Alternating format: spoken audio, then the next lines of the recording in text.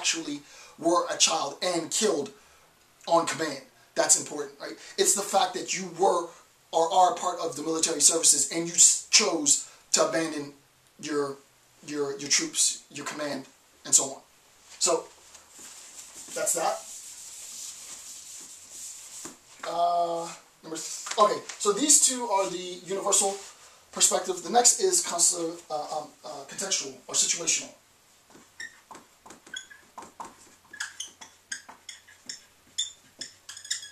Right, a contextual or situational model.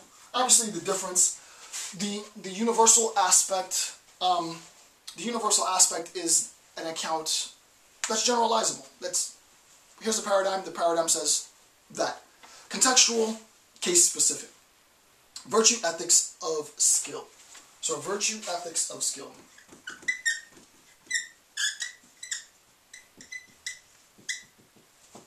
Okay. 2 universal, duty-based, utilitarian. 1 contextual, virtue ethic of skill. So here's what the author has to say. In contrast to the 2 universalist models above, a virtue ethics of skill model questions the possibility of laying down abstract principles. It questions the authority of laying down abstract principles. Rather, it stresses a contextual or situational ethical position. So in contrast to some general form, it says this is going to be context specific. With an emphasis on the researcher's moral values and ethical skills in reflectively negotiating ethical dilemmas.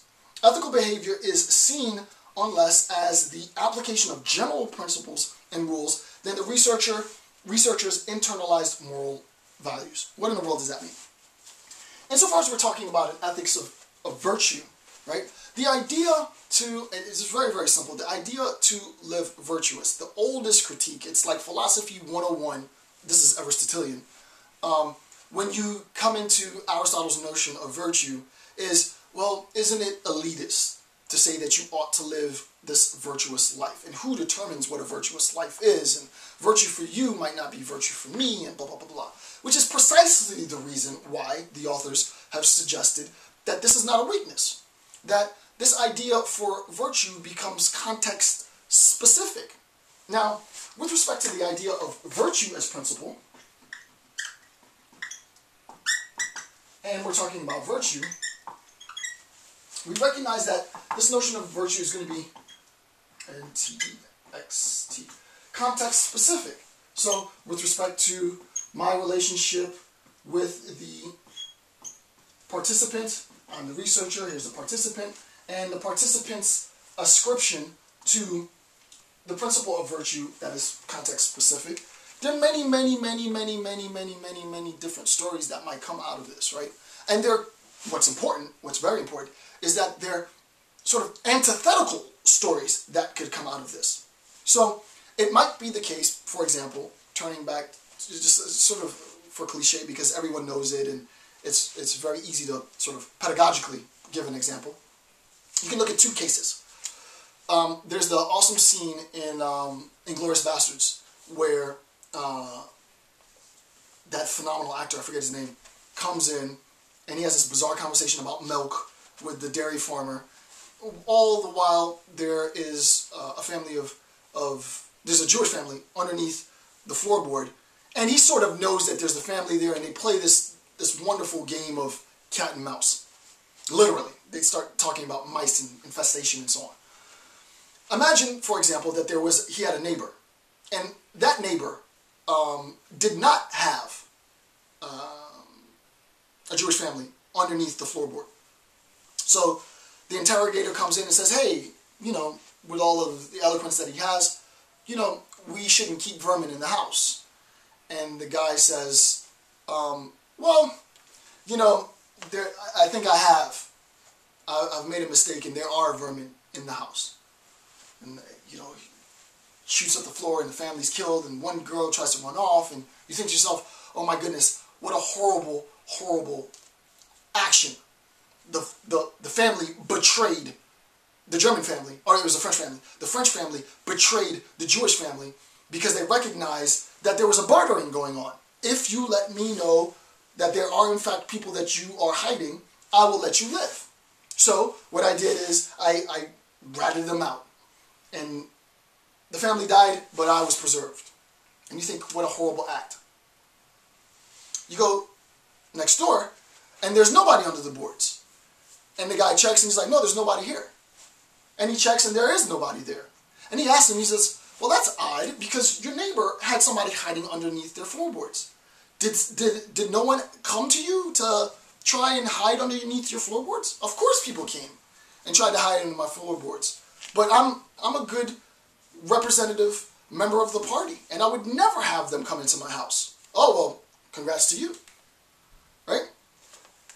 Ethically speaking, we want to say that these actions are both wrong, despite the fact that one family hid a member, a family of a Jewish family underneath the floorboards, and one family didn't. What we recognize, it's not about whether or not the family was actually hidden under the floorboards, right? So that it's very, very context specific. The justification for this is profoundly technical. I'm not going to get into this because it's not an ethics class, right? This is qualitative methods research class.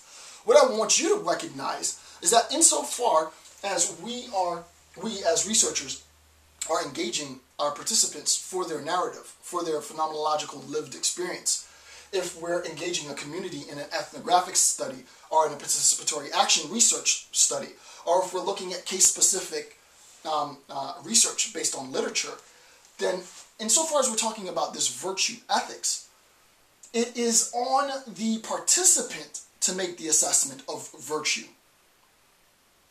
I can imagine if I were to interview this person, the person might say, who are you to judge me?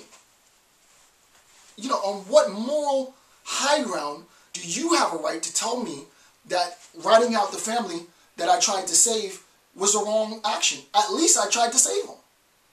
I had to rat them out. I hadn't a choice, or else I would have lost all of my family, right? Right? So, in a sense, the very action that we thought to be unethical might be perceived as, and legitimately justified as, virtuous, as ethical. Hence, the richness of the conflict, the richness of the dilemma, the richness of the interview, right? The relationship between perception and reality, between sort of this universal ought and this very practical, necessity-based reality. Life is far more than some ascription to some transcendental norm. When the rubber hits the road, how will you act? And you're going to have to make assessments on your action, right? And again, I'm not here, nor should you be here, to assess the ethical parameters of the action, whether the action was or was not virtuous. But you should recognize your responsibility as researcher is not to, right? Your action, your ethical conduct as a researcher is not to put or frame the discourse in such a way that the participant in your findings becomes the bad guy, right? Granted now, this is not to say that you don't interview bad people. You might do an interview with, I don't know, cannibal child pornographer, right?